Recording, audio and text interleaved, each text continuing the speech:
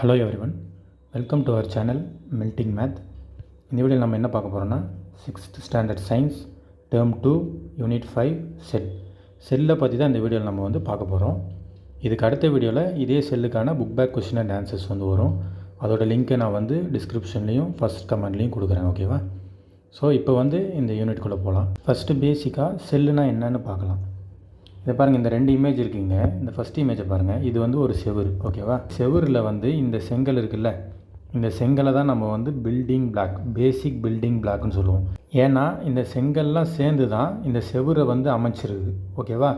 So அதனால் இந்த செங்கலை நம்ம பேசிக் பில்டிங் பிளாக்னு சொல்லுவோம். ஓகேவா? ஸோ அதே மாதிரி இந்த இமேஜ் பார்த்திங்கன்னா நம்ம பாடியோட இமேஜ். மைக்ரோஸ்கோப்பில் நம்ம பாடியை பார்த்தோன்னா இந்த மாதிரி தான் தெரியும். ஸோ இதில் பேசிக் பில்டிங் பிளாக்ன்றது இதுதான். இதை தான் நம்ம என்னென்னு சொல்லுவோம்னா செல்லுன்னு சொல்லுவோம். இந்த செல்லில் நடுவில் இந்த டாட் இருக்குல்ல, இதுதான் நியூக்ளியஸ்ன்னு சொல்லுவோம். ஓகேவா? ஸோ ஹியூமன் பாடியில் இந்த செல்லுலாம் சேர்ந்து தான் ஹியூமன் பாடியை ஃபார்ம் பண்ணியிருக்கு. அதனால் ஹியூமன் பாடியோட பேசிக் பில்டிங் பிளாக் என்னன்னு சொல்லுவோன்னா இந்த செல்லை தான் நம்ம ஹியூமன் பாடியோட பேசிக் பில்டிங் பிளாக்னு சொல்லுவோம். ஓகேவா? புரியுதா இல்லையா உங்களுக்கு? இங்கே இந்த செவரில் பேசிக் பில்டிங் பிளாக் என்னென்னா இந்த செங்கல்லாம் சேர்ந்து தான் இந்த செவரு அமைச்சிருக்கு. நம்ம பாடியில் பேசிக் பில்டிங் பிளாக் என்னென்னா இந்த செல்லுலாம் சேர்ந்து தான் நம்ம பாடியே உருவாகிருக்கு. ஸோ இதை சிம்பிளாக அண்டர்ஸ்டாண்ட் பண்ணிக்கோங்க. ஓகேவா? இந்த செல்லை நம்ம என்னென்னு சொல்லுவோம்னா basic structural and functional unit of every living organism அப்படின்னு சொல்லுவோம். எல்லா உயிரினங்களுக்கும் இந்த செல்லு தான் ஸ்ட்ரக்சராகவும் ஃபங்க்ஷனாகவும் பேசிக்காக இருக்குதுன்னு சொல்லுவோம். ஓகேவா? ஏன்னா இப்போ ஒரு ஆர்கன் எடுத்துக்கோங்க. இப்போ ஆர்ட் எடுத்துக்கோங்கன்னு வச்சுக்கோங்களேன். அந்த ஆர்ட் ஒரு ஸ்ட்ரக்சரில் இருக்கா, அந்த ஸ்ட்ரக்சருக்கும் செல்லு தேவை. ஓகேவா? அந்த ஆர்ட் ஒரு ஃபங்க்ஷன் பண்ணும்ல, என்ன பண்ணும்? ஆர்ட் பிளட்டை பம்ப் பண்ணும். அந்த ஃபங்க்ஷனுக்கும் செல்லு தேவை. ஓகேவா? ஸோ செல்லு எல்லா லிவிங் ஆர்கானிசத்துக்கும் ஸ்ட்ரக்சரலாகவும் ஃபங்க்ஷனலாகவும் ஹெல்ப் பண்ணுது. ஓகேவா? நெக்ஸ்ட்டு, இந்த உலகத்தில் இருக்க எல்லா உயிரினங்களும் செல்லால் தான் உருவாகிருக்கு. அது ஒரு செல்லால் உருவாகிருக்கலாம், அப்படி இல்லைன்னா பல செல்லால் உருவாகிருக்கலாம். இந்த செல்லு நிறைய டைப்ஸ் இருக்குது. செல்ஸ் எத்தனை டைப்ஸ் இருந்தாலும் அந்த செல்ஸுக்குன்னு சில காமனான கேரக்டரிஸ்டிக்ஸ் ப்ரெசென்ட் ஆகிருக்கும். ஓகேவா? Next, more to know. செல்லை நம்மளால் வெறும் கண்ணால் பார்க்க முடியுமா அப்படின்றது கொஸ்டின். அது பார்க்க முடியாது. எல்லா செல்லையும் வெறும் கண்ணால் பார்க்க முடியாதுன்னு சொல்ல முடியாது. ஏன்னா ஆஸ்ட்ரிச்சோட எக் இருக்குது. அந்த ஆஸ்ட்ரிச்சோட எக்கில் இருக்க செல்லை நம்ம வெறும் கண்ணாலே பார்க்கலாம். அப்போ நம்ம என்ன சொல்லலாம்? மெஜாரிட்டி ஆஃப் த செல்லை நம்ம வெறும் கண்ணால் பார்க்க முடியாது. ஏன்னா அந்த செல் ரொம்ப மைன்யூட்டாக இருக்கும், ரொம்ப மைக்ரோ சைஸில் இருக்கும். அப்போ அதை நம்ம எப்படி பார்க்கலான்னா மைக்ரோஸ்கோப்போட ஹெல்ப்பால் நம்ம அந்த செல்லை பார்க்கலாம். ஓகேவா? இப்போ அட்வான்ஸாக எலக்ட்ரான் மைக்ரோஸ்கோப்னு ஒன்று இருக்குது. ஸோ அது மூலயமாவும் நம்ம செல்லை பார்க்கலாம். ஓகேவா? Next, discovery of cell. செல்லை ராபர்ட் ஹூக் அப்படின்றவர் தான் செல்லை டிஸ்கவர் பண்ணுறாரு ஃபஸ்ட்டு. எதை வச்சு டிஸ்கவர் பண்ணுறாருனா, அந்த காலத்தில் இந்த காம்பவுண்ட் மைக்ரோஸ்கோப்னு ஒரு மைக்ரோஸ்கோப் இருந்தது. இந்த காம்பவுண்ட் மைக்ரோஸ்கோப்பை அவர் ஆல்ட்ரு பண்ணுறாரு. இந்த செட்டப் இருக்குல்ல, இந்த செட்டப்பை அவர் புதுசாக ஆட் பண்ணுறாரு இந்த காம்பவுண்ட் மைக்ரோஸ்கோப்பில். ஏன் அப்படி பண்ணுறாருனா, இங்கே இருக்க ஸ்பெசிமனை அக்யூரேட்டாக பார்க்கணும் அப்படின்றதால அப்படி பண்ணுறாரு. எப்படி அக்யூரேட்டாக பார்க்க முடியும் அப்படின்னா, இந்த ஃப்ளேம் இங்கே செட் பண்ணியிருக்காருல்ல, இந்த ஃப்ளேம்லேருந்து வர வெளிச்சம் இந்த வாட்டர் லென்ஸில் பட்டு டைரெக்டாக இந்த ஸ்பெசிமன் மேலே விழும். அப்படி விழும்போது அந்த ஸ்பெசிமனில் நல்ல வெளிச்சம் கிடைக்கும். அப்படி கிடைக்கிறது மூலயமா அவர் செல்லோட ஸ்ட்ரக்சரை நல்ல மைன்யூட்டாக இந்த காம்பவுண்ட் மைக்ரோஸ்கோப் மூலயமா அப்சர்வ் பண்ண முடியுது அவரால். ஃபஸ்ட்டு அவர் எந்த ஸ்பெசிமனை யூஸ் பண்ணாருன்னா, இந்த கார்க் அப்படின்ற ஒரு ஸ்பெசிமன் தான் யூஸ் பண்ணுறாரு. கார்க்குனா என்னென்னா ஒரு உட்டு தான் கார்க், உட்டுலேருந்து எடுக்கிறது தான். அது இந்த மாதிரி அந்த காலத்தில் பாட்டிலெல்லாம் இப்படி கேப் மாதிரி யூஸ் பண்ணுவாங்க இந்த கார்க்கை. ஓகேவா? ஸோ அந்த கார்க்கு தனியாக பார்த்தோன்னா இப்படி தான் இருக்கும் அந்த கார்க். ஸோ இந்த கார்க்கிலேருந்து ஒரு சின்ன பீஸை எடுத்து தான் பார்த்திங்கன்னா இந்த ஸ்பெசிமனாக இங்கே வச்சு அவர் இந்த மைக்ரோஸ்கோப் மூலயமா பார்க்குறாரு. அப்படி பார்க்குறது மூலயமா அவர் என்ன அப்சர்வ் பண்ணுறாருன்னா, இந்த மாதிரி ஒரு எக்ஸாகோனல் ஷேப்பை அப்சர்வ் பண்ணுறாரு. அந்த கார்க்கில் இருக்க ஸ்பெசிமனில் இந்த மாதிரி எக்ஸாகோனல் ஷேப்பை அவர் அப்சர்வ் பண்ணுறாரு. எக்ஸாகோனல் ஷேப்னால் இப்படி தான் இருக்கும். ஓகேவா? ஸோ இதை தான் நம்ம எக்ஸாகோனல் ஷேப்னு சொல்லுவோம். அவர் அப்சர்வ் பண்ணதில் இந்த மாதிரி சேம்பராக இதை சேம்பர்னு சொல்லுவோம். இந்த ஒன்று இருக்குல்ல, இதை நம்ம சேம்பர்னு சொல்லுவோம். ஸோ இந்த மாதிரி சேம்பராக எக்ஸாகோனல் ஷேப்பை அவர் அப்சர்வ் பண்ணுறாரு. லேட்டராக தான் அதுக்கு நேம் கொடுக்குறாரு, அது செல்லுன்னு. ஓகேவா? ஸோ அது மட்டும் இல்லாமல் அவர் அதுக்கப்புறம் வந்து பார்த்திங்கன்னா பட்டர்ஃப்ளையோட விங்ஸ், இந்த ரெக்கையை வந்து மைக்ரோஸ்கோப் மூலயமா பார்க்குறாரு. அதுக்கப்புறம் இந்த இந்த தேனியோட கண்ணையும் வந்து பார்த்திங்கன்னா மைக்ரோஸ்கோப்பில் பார்க்குறாரு. அப்படி பார்க்குறது மூலயமா அவர் வந்து எல்லாத்துலேயுமே ஒரு சேம்பர் ஆஃப் செல்ஸை வந்து அவர் வந்து நோட்டீஸ் பண்ணுறாரு. ஓகேவா? அந்த செல்ஸோட ஷேப் வந்து டிஃப்ரெண்ட்டாக இருக்குது. அது வந்து ரெக்டாங்கிளாக இருக்குது, ஹெக்ஸாகோனலாக இருக்குது, அந்த மாதிரி ஷேப்ஸ் வந்து வேரி ஆகுது. ஆனால் எல்லாத்துலேயுமே ஒரு சேம்பர் ஆஃப் ஷேப்ஸை வந்து அவர் நோட்டீஸ் பண்ணுறாரு. அதுக்கு தான் அவர் வந்து லேட்டராக செல்லுன்னு வந்து நேம் கொடுக்குறாரு. ஓகேவா? இப்படி அப்சர்வ் பண்ண எல்லாத்தையுமே மைக்ரோகிராஃபியா அப்படின்ற புக்கை 1965 பப்ளிஷ் பண்ணுறாரு. இந்த செல்லுன்ற டேர்ம் வந்து எங்கேருந்து வந்ததுன்னா லாத்தின் வேர்ட்லேருந்து வந்தது. லாத்தின் வேர்டில் வந்து இதை வந்து செல்லுவா அப்படின்னு சொல்லுவோம். செல்லுவானா ஸ்மால் சேம்பர்னு அர்த்தம். நான் ஆல்ரெடி சொன்னேன், இங்கே வந்து ராபர்ட் ஹூக் நோட்டீஸ் பண்ண எல்லாத்துலேயுமே ஒரு ஷேப்ஸ், அதாவது சேம்பர் ஆஃப் ஷேப்ஸை வந்து அவர் பார்க்குறாரு. ஓகேவா? அந்த சேம்பர் ஆஃப் ஷேப்ஸை தான் அவர் வந்து செல்லுன்னு டினோட் பண்ணுறாரு. அந்த சேம்பரோட ஷேப் வந்து மாறுபடலாம், ஹெக்ஸாகோனலாக இருக்கலாம், அது வந்து ரெக்டாங்கிளாக இருக்கலாம், அது வந்து மாறுபடலாம். ஓகேவா? ஸோ அவர் வந்து எல்லாத்துலேயும் நோட் பண்ணுறது ஒரு சேம்பரை நோட் பண்ணுறாரு. அதனால் அதுக்கு வந்து செல்லுன்னு பேர் கொடுத்துட்றாரு. ஓகேவா? இந்த செல்லை பற்றி படிக்கிறத நம்ம வந்து என்னென்னு சொல்லுவோம்னா செல் பயாலஜி அப்படின்னு சொல்லுவோம். நெக்ஸ்ட்டு செல்லோட ஸ்ட்ரக்சரல் ஆர்கனைசேஷனை வந்து பார்க்கலாம். அதுக்கு முன்னாடி ஆர்கன்னா என்ன, ஆர்கனல்னால் என்ன அப்படின்றத நம்ம வந்து தெரிஞ்சுக்கணும். ஓகேவா? இப்போது ஆர்கன்னா ஹியூமனில் இருக்க பாடி பார்ட்ஸை வந்து நம்ம வந்து ஆர்கன் சொல்லுவோம். என்னென்னலாம் ஆர்கன்னு சொல்லுவோம்? நம்மளோட ஹார்ட்டு, நம்மளோட லங்ஸு, நம்மளோட ஐஸ், இதெல்லாம் ஆர்கன் தானே. ஸோ அதே மாதிரி செல்லில் இருக்க பார்ட்ஸை வந்து நம்ம வந்து ஆர்கனல்னு சொல்லுவோம். ஓகேவா? புரியுதா இல்லையா? சுருக்கமாக ஹியூமன் பாடியில் இருக்க பார்ட்ஸை ஆர்கன்னு சொல்லுவோம், செல்லில் இருக்க பார்ட்டை ஆர்கனல்னு சொல்லுவோம். புரியுதா உங்களுக்கு? ஒரு செல்லுனா அதில் வந்து 3 பார்ட்ஸ் வந்து மேஜராக ப்ரெசென்ட் ஆகிருக்கும். ஒன்று வந்து அவுட்டர் செல் மெம்பரைன்ஸ், ரெண்டாவது வந்து லிக்யூட் சைட்டோபிளாசம், மூணாவது வந்து நியூக்ளியஸ். இதெல்லாம் செல்லில் வந்து எங்கே ப்ரெசென்ட் ஆகிருக்குன்றத இந்த ஆக்டிவிட்டி மூலயமா பார்க்கலாம். இங்கே வந்து நம்ம வந்து ஒரு கோழியோட முட்டை, என்ஸோட எக்கை வந்து எடுத்து இந்த ஆக்டிவிட்டியை வந்து நம்ம பண்ண போகிறோம். ஓகேவா? இது வந்து ஒரு முட்டையை வந்து நம்ம உடச்சி ஊற்றுனோன்னா அது வந்து இப்படி தான் இருக்கும். இந்த ஒயிட் கலர் பார்ட்டை வந்து என்னன்னு சொல்லுவோம் முட்டையிலன்னா ஆல்புமின்னு சொல்லுவோம். இந்த முட்டையில் இருக்க ஆல்புமின் மாதிரியே லிக்யூடாக டிரான்ஸ்பரண்ட்டாக செல்லில் இருக்கும். அதை தான் நம்ம என்னன்னு சொல்லுவோம்னா சைட்டோபிளாசம்னு சொல்லுவோம். ஓகேவா? இந்த சைட்டோபிளாசத்தில் இருக்க ஆர்கன்லாம் வந்து மூவ் ஆகும். ஸோ அதனால் சைட்டோபிளாசத்தை வந்து ஏரியா ஆஃப் மூமெண்ட்டுன்னு சொல்லுவோம் செல்லில். ஓகேவா? அடுத்த பார்ட் என்ன பார்த்தோன்னா இந்த எக்கோட யோக், இந்த மஞ்சக்கருவை தான் நம்ம வந்து யோக்குன்னு சொல்லுவோம். இதே மாதிரி தான் செல்லில் வந்து நியூக்ளியஸ் ப்ரெசென்ட் ஆகிருக்கும். ஓகேவா? இந்த நியூக்ளியஸை வந்து நம்ம என்னென்னு சொல்லுவோம்னா பிரெயின் ஆஃப் த செல்லுன்னு சொல்லுவோம். ஏன்னா இந்த நியூக்ளியஸ் தான் இந்த செல்லுக்கு பிரெயின் மாதிரி ஆக்ட் ஆகும். ஓகேவா? அடுத்து என்னென்னா செல் மெம்பரன்ஸ். இந்த செல் மெம்பரன்ஸ்னு எதை சொல்லுவோன்னா இந்த செல்லை சுற்றி ஒரு மெம்பரன்ஸ் வந்து ஃபார்ம் ஆகிருக்கும். இந்த மாதிரி இந்த மெம்பரன்ஸ் என்ன பண்ணுன்னா செல்லை வந்து ஒரு வால் மாதிரி ப்ரொடெக்ட் பண்ணும். ஓகேவா? வெளியேருந்து எது உள்ளே வரணும், உள்ளேருந்து எது வெளியே போகணுன்றதை இந்த செல் மெம்பரன் தான் டிசைட் பண்ணும். ஸோ இது வந்து ஒரு கேட் வால் மாதிரி, கேட் வால் ஆஃப் செல்லுன்னு சொல்லலாம். ஓகேவா? செல் மெம்பரன். ஓகேவா? நெக்ஸ்ட்டு செல்லோட சைஸை வந்து பார்க்கலாம். செல்லோட சைஸ் வந்து பார்த்திங்கன்னா வேரி ஆகும். மைக்ரோமீட்டர்லேயும் இருக்கும், சென்டிமீட்டர்லேயும் இருக்கும். ஸோ செல்லோட சைஸ் வந்து வேரி ஆகும். அடுத்து வந்து பார்த்திங்கன்னா மெஜாரிட்டி ஆஃப் த செல்லை வந்து பார்த்திங்கன்னா நம்மளால் வெறும் கண்ணால் பார்க்க முடியாது. அப்போ அதை எப்படி பார்க்கலான்னா மைக்ரோஸ்கோப் யூஸ் பண்ணி தான் பார்க்க முடியும். ஓகேவா? அடுத்து பாக்டீரியாவோட செல்லை தான் வந்து நம்ம வந்து இருக்கிறதுலே ஸ்மாலஸ்ட்டு சைஸ் செல்லுன்னு சொல்லுவோம். ஏன்னா பாக்டீரியாவோட செல்லோட டைமென்ஷன் வந்து 0.1 மைக்ரோமீட்டர்லேருந்து 0.5 மைக்ரோமீட்டர் வரைக்கும் தான் இருக்கும். ஓகேவா? ஸோ அதனால் பாக்டீரியா செல்லு தான் இருக்கிறதுலே ஸ்மாலஸ்ட்டு சைஸ் செல். ஓகேவா? அப்போது லார்ஜஸ்ட்டு சைஸ் செல் எது அப்படின்னு கேட்டிங்கன்னா லார்ஜஸ்ட்டு செல் வந்து ஆஸ்ட்ரிச்சோட எக்கில் இருக்க செல்லு தான் லார்ஜஸ்ட்டு செல். ஓகேவா? ஏன்னா அது வந்து 170 மில்லிமீட்டர் வித்து வந்து இருக்கும். அடுத்து வந்து லாங்கஸ்ட்டு செல் எதுன்னு பார்த்தா ஹியூமன் பாடியில் இருக்க நர்வ் செல் தான் வந்து பார்த்திங்கன்னா லாங்கஸ்ட்டு செல். புரியுதா இல்லையா? லார்ஜஸ்ட்டுக்கும் லாங்கஸ்ட்டுக்கும் உங்களுக்கு வித்தியாசம் தெரியணும். ஓகேவா? லார்ஜஸ்ட்டுனா இருக்கிறதுல பெருசாக இருக்கும், அது வந்து ஆஸ்ட்ரிச்சோட எக்கில் இருக்க செல்.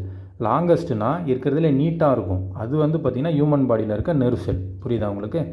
ஸோ இந்த நர்வ் செல் வந்து ஹியூமன் பாடியில் வந்து என்ன பண்ணுன்னா இது வந்து சிக்னலை வந்து டிரான்ஸ்மிட் பண்ணும் பிரெயின்லேருந்து நம்ம ஹேண்ட்ஸுக்கு. எக்ஸாம்பிளுக்கு வந்து பார்த்திங்கன்னா நம்ம பிரெயின் வந்து இந்த பொருளை எடுக்கணும்னு நினைக்கும். அப்படி நினைக்கும் போது அந்த சிக்னலை வந்து ஹேண்டுக்கு பாஸ் பண்ணி ஹேண்டோட ஹெல்ப்பால் அந்த பிரெயின் வந்து அந்த பொருளை எடுக்கும். புரியுதா இல்லையா உங்களுக்கு? ஸோ அதுக்கு ஹெல்ப்ஃபுல்லாக இருக்கிறது வந்து இந்த நர்வ் செல் தான். ஓகேவா? ஸோ இந்த நர்வ் செல் தான் இருக்கிறதுலே லாங்கஸ்ட்டு செல் அப்படின்னு சொல்லுவோம். அடுத்து செல்லோட சைஸுக்கும் ஆர்கானிசமோட சைஸுக்கும் எப்போயுமே எந்த சம்மந்தமே இருக்காது. ஓகேவா? ஒரு ஆர்கானிசம் வந்து பெருசாக இருக்குன்னா அதோட செல் பெருசாக தான் இருக்கணும்னு அவசியம் இல்லை. புரியுதா இல்லையா உங்களுக்கு? அதே மாதிரி ஒரு ஆர்கானிசம் வந்து சின்னதாக இருக்குன்னா அதுக்குள்ளே இருக்க செல் வந்து சின்னதாக தான் இருக்கணும்னு அவசியம் இல்லை. எக்ஸாம்பிளுக்கு வந்து எலிஃபண்ட்டோட செல்லு வந்து பெருசாக தான் இருக்கணும்னு அவசியம் இல்லை. மவுஸோட செல்லு சின்னதாக தான் இருக்கணும் அப்படின்னும் அவசியம் இல்லை. புரியுதா உங்களுக்கு? நெக்ஸ்ட்டு செல்லோட ஷேப்ஸ் வந்து பார்க்கலாம். செல்லோட ஷேப் வந்து டிஃப்ரெண்ட்டாக இருக்கும். ஒரு செல்லுக்கு தகுந்த மாதிரி செல்லோட ஷேப் வந்து டிஃப்ரெண்ட்டாக இருக்கும். இதே நர்வ் செல் எடுத்துக்கிட்டிங்கன்னா அது இந்த மாதிரி ஷேப்பில் இருக்கும். ரெட் பிளட் செல் எடுத்துக்கிட்டால் இந்த மாதிரி ஷேப்பில் இருக்கும். மசில் செல் எடுத்துக்கிட்டால் அது இந்த மாதிரி ஷேப்பில் இருக்கும். ஸோ வந்து செல்லோட ஷேப் வந்து டிஃபர் ஆகும். ஓகேவா? அதை புரிஞ்சுக்கோங்க. Next செல்லோட numbers. செல்லோட எண்ணிக்கை செல்லோட நம்பர்ஸ் வந்து ஆர்கானிசத்துக்கு தகுந்த மாதிரி வந்து மாறுபடும். ஓகேவா? ஒரு ஆர்கானிசம் வந்து ஒரே ஒரு செல்லால் உருவாகியிருந்தால் அதை வந்து நம்ம யூனிசெல்லுலார் ஆர்கானிசம்னு சொல்லுவோம். அதுவே ஒரு ஆர்கானிசம் வந்து பல செல்லால் உருவாகியிருந்தால் அதை வந்து மல்டி செல்லுலார் ஆர்கானிசம்னு சொல்லுவோம். புரியுதா இல்லையா? அப்போ வந்து ஒரு உயிரினம் ஒரு செல்லாலையும் உருவாகலாம், அப்படி இல்லைனா பல செல்லாலையும் உருவாகலாம். அதனால் உயிரினங்களுக்கு தகுந்த மாதிரி நம்பர் ஆஃப் செல்ஸ் வந்து டிஃபர் ஆகும். ஓகேவா? புரியுதா உங்களுக்கு? யூனிசெல்லுலார் ஆர்கானிசம் ஆல்ரெடி சொன்ன மாதிரி யூனிசெல்லுலார் ஆர்கானிசம்னா ஒரே ஒரு செல்லை வச்சு ஒரு ஆர்கானிசம் வந்து உருவாகியிருந்தால் அதை வந்து யூனிசெல்லுலார் ஆர்கானிசம்னு சொல்லுவோம். ஓகேவா? அதுக்கான எக்ஸாம்பிள்ஸ் பார்க்கலாம். பாக்டீரியா, அமீபா, கிளமிடோமோனஸ், ஈஸ்ட் இதெல்லாம் வந்து பார்த்திங்கன்னா சிங்கிள் செல்லுலார் ஆர்கானிசம், அதாவது யூனிசெல்லுலார் ஆர்கானிசம். ஒரே ஒரு செல்லை வச்சு உருவாகிருக்கு. ஓகேவா? அடுத்து மல்டி செல்லுலார் ஆர்கானிசம். நான் ஆல்ரெடி சொன்ன மாதிரி மல்டி செல்லுலார்னால் பல செல் மூலயமா ஒரு உயிரினம் வந்து உருவாச்சுன்னா அதை வந்து மல்டி செல்லுலார் ஆர்கானிசம்னு சொல்லுவோம். அதுக்கு எக்ஸாம்பிள் என்னென்னா ஸ்பைரோகைரான்றது பாசி. இந்த பாசிலெலாம் இருக்கிற செல்லு தான் ஸ்பைரோகைரான்னு சொல்லுவோம். அது வந்து மல்டி செல்லுலார், நிறைய செல் மூலயமா தான் அந்த பாசி வந்து ஃபார்ம் ஆகுது. ஓகேவா? அடுத்து மேங்கோ. இந்த மேங்கோவில் இருக்க செல்ஸும் வந்து பார்த்திங்கன்னா நிறைய செல்ஸு தான், நிறைய செல்லாம் சேர்ந்து தான் இந்த மேங்கோ வந்து ஃபார்ம் ஆகுது. ஸோ அதனால் இதுவும் மல்டி செல்லுலார். அடுத்து வந்து பார்த்திங்கன்னா ஹியூமன் பாடி. ஆல்ரெடி சொன்ன மாதிரி நம்ம ஹியூமன் பாடி வந்து மல்டி செல்லுலார், நிறைய செல்லு மூலயமா தான் இந்த ஹியூமன் பாடி வந்து ஃபார்ம் ஆகிருக்கு. ஸோ இதுவும் மல்டி செல்லுலார் ஆர்கானிசம் தான். ஓகேவா? நெக்ஸ்ட்டு நம்ம ஹியூமன் பாடி வந்து 37 ட்ரில்லியன் செல்ஸால் உருவாகிருக்கு. ஓகேவா? அதாவது என்னென்னா 37 ட்ரில்லியன் செல்ஸு தான் சேர்ந்து தான் நம்ம ஹியூமன் பாடியை உருவாக்கியிருக்கு. ஓகேவா? நெக்ஸ்ட்டு செல்லோட சைஸஸோட ரேஞ்சஸை பார்க்கலாம். ஸ்மால்லேருந்து லார்ஜ் சைஸுக்கான ரேஞ்ச் இங்கே கொடுத்துருக்காங்க. இருக்கிறதுலே ஸ்மாலஸ்ட் வந்து இங்கே வைரஸ்னு கொடுத்துருக்காங்க. ஆனால் வைரஸ் வந்து செல்லுக்குள்ளே வராது. இதை நம்ம வந்து நெக்லெக்ட் பண்ணிடலாம். ஏன்னா வைரஸ் வந்து ஒரு ஹோஸ்ட் இருந்தால் தான் இதனால் சர்வைவே பண்ண முடியும். ஸோ வைரஸ் வந்து செல்லுக்குள்ளே வராது. ஆனால் இருக்கிறதுலே ஸ்மாலஸ்ட் வந்து வைரஸ் தான். ஓகேவா? ஸோ அது இல்லாமல் பார்த்தோன்னா பாக்டீரியாவோட செல்லு தான் இருக்கிறதுலே ஸ்மாலஸ்ட் செல். பாக்டீரியாவுக்கு அடுத்த பெரிய செல்னால் பிளான்ட் செல், அதுக்கடுத்து ஹியூமனோட எக்கு, அதுக்கடுத்து ஃப்ராகோட எக்கு, அதுக்கப்புறம் எண்ணோட எக்கு, அதுக்கப்புறம் ஆஸ்ட்ரிச்சோட எக்கு. ஓகேவா? ஸோ இருக்கிறதுலே பெருசு வந்து ஆஸ்ட்ரிச்சோட எக்கு தான். நான் ஆல்ரெடி சொன்ன மாதிரி இதை வந்து நம்மளால் வெறும் கண்ணாலே பார்க்க முடியும். நெக்ஸ்ட்டு செல்லோட டைப்ஸ் வந்து பார்க்கலாம். செல் வந்து பேசிக்காக 2 டைப்ஸ். ஒன்று வந்து ப்ரோக்ரியாட்டிக் செல், இன்னொன்று வந்து யூகேரியாட்டிக் செல். இந்த ப்ரோக்ரியாட்டிக் செல்னால் என்னென்னா அந்த செல்லில் வந்து நியூக்ளியஸ் வந்து ப்ரெசென்ட் ஆகிருக்காது. அதே யூகேரியாட்டிக் செல்லில் நியூக்ளியஸ் வந்து ப்ரெசென்ட் ஆகிருக்கும். ஓகேவா? ப்ரோக்ரியாட்டிக் செல்லோட எக்ஸாம்பிள் வந்து பாக்டீரியா செல்லு, சைனோபாக்டீரியா செல்லெல்லாம் ப்ரோக்ரியாட்டிக் செல். அதுவே யூகேரியாட்டிக்கான எக்ஸாம்பிள் வந்து பார்த்திங்கன்னா பிளான்ட் செல்ஸ், அனிமல் செல்ஸ்லாம் யூகேரியாட்டிக் செல்ஸ் கீழே வரும். ஓகேவா? ஃபஸ்ட்டு டைப்பான ப்ரோக்ரியாட்டிக் செல்லை பற்றி இப்போ நம்ம பார்க்கலாம். நான் ஆல்ரெடி சொன்ன மாதிரி ப்ரோக்ரியாட்டிக் செல்லுனாவே ஃபஸ்ட்டு நம்ம ஞாபகம் வர்றது அதில் வந்து நியூக்ளியஸ் வந்து ப்ரெசென்ட் ஆகிருக்காது. நியூக்ளியஸ் ப்ரெசென்ட் ஆகலைன்னா நியூக்ளியரை சுற்றி இருக்க நியூக்ளியர் மெம்பரன்ஸும் வந்து ப்ரெசென்ட் ஆகிருக்காது. ஓகேவா? இந்த ப்ரோக்ரியாட்டிக் செல்லுக்கான எக்ஸாம்பிள் வந்து பாக்டீரியா. இந்த பாக்டீரியா வந்து யூனிசெல்லுலாரா மல்டி செல்லுலாரா? இதை நம்ம முன்னாடியே பார்த்தோம்ல. பாக்டீரியா வந்து யூனிசெல்லுலார் ஆர்கானிசம். யூனிசெல்லுலார்னால் அது வந்து ஒரே ஒரு செல்லை வச்சு தான் ஃபார்ம் ஆகிருக்கு. ஓகேவா? ஸோ அப்போ வந்து ப்ரோக்ரியாட்டிக் செல்லுனாவே 2 விஷயம் ஞாபகம் பண்ணணும். ஒன்று வந்து அதில் வந்து நியூக்ளியஸ் ப்ரெசென்ட் ஆகிருக்காது, அடுத்து அது வந்து யூனிசெல்லுலார் ஆர்கானிசமாக இருக்கும். ஓகேவா? இந்த ப்ரோக்ரியாட்டிக் செல்லு தான் ஃபஸ்ட்டு உலகத்தில் வந்து தோன்றுச்சு அப்படின்னு சொல்கிறாங்க. இந்த ப்ரோக்ரியாட்டிக் செல்லோட ரேஞ்ச் வந்து எதுலேருந்து எது வரைக்கும் இருக்குன்னா 0.03 மைக்ரோமீட்டர்லேருந்து 2.0 மைக்ரோமீட்டர் வரைக்கும் இருக்கும். இந்த ப்ரோக்ரியாட்டிக் செல்லோட எக்ஸாம்பிள் வந்து பார்க்கலாம். ஆல்ரெடி நம்ம பார்த்த மாதிரி பாக்டீரியா வந்து இதுக்கு ஒரு பெஸ்ட்டான எக்ஸாம்பிள். அந்த பாக்டீரியா டைப்பில் வரதான் இந்த ஹிஸ்டீரியா கோலி பாக்டீரியா. ஸோ இதை வந்து இங்கே எக்ஸாம்பிளாக கொடுத்துருக்காங்க. ஓகேவா? நெக்ஸ்ட்டு அடுத்த டைப்பான யூகேரியாட்டிக் செல்ஸை பற்றி பார்க்கலாம். இதுவும் நம்ம ஆல்ரெடி பார்த்துட்டோம். யூகேரியாட்டிக் செல்ஸில் நியூக்ளியஸ் வந்து ப்ரெசென்ட் ஆகிருக்காது. இந்த யூகேரியாட்டிக் செல் வந்து ப்ரோக்ரியாட்டிக் செல்லை விட பெருசாக இருக்கும். அதே மாதிரி இந்த யூகேரியாட்டிக் செல்ஸில் ப்ரெசென்ட் ஆகிருக்க எல்லா ஆர்கனல்ஸும் மெம்பரன்ஸோட பவுண்டாகி இருக்கும். ஓகேவா? நான் ஆல்ரெடி சொன்னேன், ஆர்கனல்ஸ்னால் செல்ஸ்குள்ளே இருக்க பார்ட்ஸை தான் நம்ம வந்து ஆர்கனல்ஸ்னு சொல்லுவோம். ஓகேவா? யூகேரியாட்டிக் செல்ஸில் அந்த ஆர்கனல்ஸை சுற்றி வந்து ஒரு மெம்பரன்ஸ் வந்து ப்ரெசென்ட் ஆகிருக்கும். ஓகேவா? இந்த யூகேரியாட்டிக் செல்ஸுக்கான எக்ஸாம்பிள்ஸ் என்னென்னு பார்த்தோன்னா plant cells, animal cells, fungi, algae, இதெல்லாம் யூகேரியாட்டிக் செல்ஸுக்கான எக்ஸாம்பிள்ஸ். அப்போ வந்து யூகேரியாட்டிக் செல்ஸ்னால் என்ன ஞாபகம் வரணும்னா அதில் வந்து நியூக்ளியஸ் கிடையாது. அதே மாதிரி அதில் வந்து ஆர்கனல்ஸை சுற்றி மெம்பரன்ஸ் வந்து ப்ரெசென்ட் ஆகிருக்கும். இந்த யூகேரியாட்டிக் செல்ஸ் வந்து ப்ரோக்ரியாட்டிக் செல்ஸோட பெருசாக இருக்கும். அடுத்து வந்து பிளான்ட்ஸ், அனிமல் செல்ஸ்லாம் யூகேரியாட்டிக் செல்ஸில் கீழே வருது. அப்போ வந்து பிளான்ட்ஸ், அனிமல் செல்ஸ்லாம் அது இல்லாமல் நம்ம என்னென்னு பார்த்தோம், மல்டி செல்லுலார் ஆர்கானிசம்னு சொன்னோம்ல. அப்போனா யூகேரியாட்டிக் செல்னால் மல்டி செல்லுலார் ஆர்கானிசம் அப்படின்றது ஞாபகம் வச்சுக்கோங்க இங்கே. ஓகேவா? Next activity 2. இந்த ஆக்டிவிட்டியில் வந்து ஆனியனில் இருக்க செல்ஸை வந்து நம்ம மைக்ரோஸ்கோப் மூலயமா அப்சர்வ் பண்ண போகிறோம். ஓகேவா? அதுக்கு வந்து பார்த்திங்கன்னா ஃபஸ்ட்டு இந்த மாதிரி ஒரு ஆனியன் எடுத்துகிட்டு அதை வந்து இந்த மாதிரி 2 ஆல்ஃபா கட் பண்ணிவிட்டு அதுக்கப்புறம் அதில் இருக்க இந்த லீவ்ஸை வந்து பார்த்திங்கன்னா இந்த மாதிரி தனித்தனியாக எடுத்து வச்சுக்கிறோம். இதில் வந்து இந்த ஒயிட் கலரில் இருக்குது பார்த்திங்களா உள்ளே, ஸோ அதை வந்து தனியாக பிச்சு எடுத்துடுறோம். அப்படி எடுத்தோன்னா அது வந்து இப்படி தான் இருக்கும். ஓகேவா? மைக்ரோஸ்கோப்பில் இந்த கிளாஸ் ஸ்லைடு வச்சு அது மேலே ஒரு ட்ராப் வாட்டர் விட்டு அது மேலே இந்த நம்ம எடுத்தோம்ல ஆனியன்லேருந்து இந்த ஒயிட் கலர் தின் பீலை வச்சு அது மேலே ஒரு அயோடின் சொல்யூஷன் ட்ராப்பை விட்டு நம்ம வந்து மைக்ரோஸ்கோப்பில் பார்த்தோன்னா அதோட செல்லை வந்து நம்ம வந்து அப்சர்வ் பண்ணலாம். அப்படி அப்சர்வ் பண்ணும்போது நமக்கு எந்த மாதிரி கிடைக்கும்னா இந்த மாதிரி தான் வந்து நமக்கு வந்து ஒரு இமேஜ் கிடைக்கும். ஓகேவா? ஸோ இதுதான் ஆனியனில் ப்ரெசென்ட் ஆகிருக்க செல். ஓகேவா? ஸோ இங்கே பாருங்கள், இந்த மாதிரி சேம்பர்லாம் சேர்ந்து தான் ஆனியனோட செல் வந்து நமக்கு வந்து விசிபிள் ஆகுது. இந்த ஒரு செல்லுலேயும் இந்த டாட் இருக்குல்ல, ஒரு செல்லையும் இருக்க இந்த டாட்டு தான் அந்த செல்லுக்கான நியூக்ளியஸ். ஓகேவா? ஸோ அப்போ நியூக்ளியஸ் ப்ரெசென்ட் ஆகிருக்கு. அப்போ வந்து ஆனியன் செல் வந்து எந்த டைப்பில் வரும்? யூகேரியாட்டிக் செல்ஸ் டைப்பில் வரும். ஓகேவா? இப்படி நம்ம வந்து ரிலேட் பண்ணி படிக்கணும். நெக்ஸ்ட்டு ப்ரோக்ரியாட்டிக் செல்ஸ், யூகேரியாட்டிக் செல்ஸ்க்கான டிஃப்ரென்ஸ் வந்து பார்க்கலாம். ப்ரோக்ரியாட்டிக் செல் வந்து ரேஞ்ச் வந்து 1 to 2 மைக்ரான் தான் இருக்கும். அதுவே யூகேரியாட்டிக் செல்ஸ் வந்து 10 to 100 மைக்ரான் இருக்கும். ஸோ இதை வச்சு நம்ம என்ன அப்சர்வ் பண்ணலாம்? ப்ரோக்ரியாட்டிக் செல் வந்து யூகேரியாட்டிக் செல்லை விட சின்னது. ஓகேவா? அடுத்து ப்ரோக்ரியாட்டிக் செல்லில் இருக்க ஆர்கனல்ஸை சுற்றி வந்து பார்த்திங்கன்னா மெம்பரன்ஸ் வந்து பவுண்டாகி இருக்காது.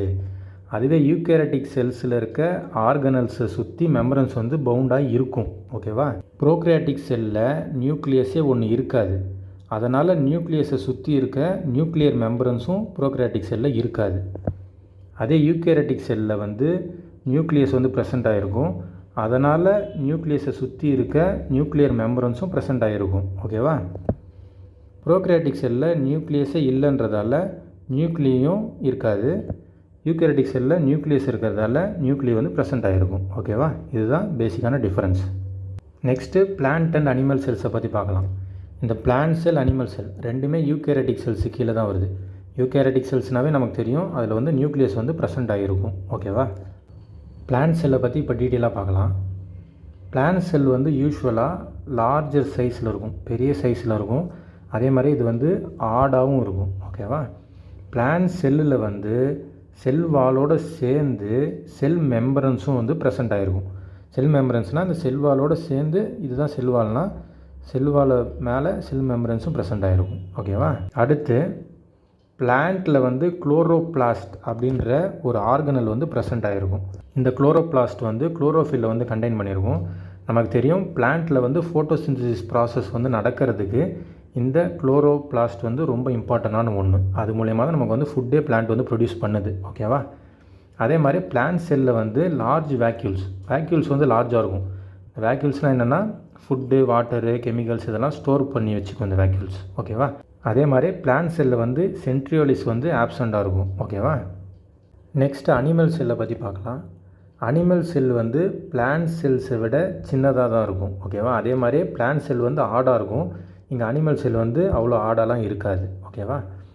இந்த அனிமல் செல்லில் வந்து செல் வால் வந்து இருக்காது. அதே மாதிரி அனிமல் செல்லில் குளோரோபிளாஸ்ட்டும் இருக்காது. ஆனால் அங்கே வந்து பிளான்ட் செல்லில் செல் வாலும் இருக்கும், குளோரோபிளாஸ்ட்டும் இருக்கும். ஓகேவா, இங்கே வந்து இது இருக்காது. அடுத்து அனிமல் செல்லில் வந்து வேக்யூல்ஸ் வந்து சின்ன சின்னதாக நிறைய வந்து ப்ரெசென்ட் ஆகிருக்கும். பிளான்ட் செல்லில் வந்து ப்ரெசென்ட் ஆகிருக்கும், ஒன்று பெருசாக ப்ரெசென்ட் ஆகிருக்கும்.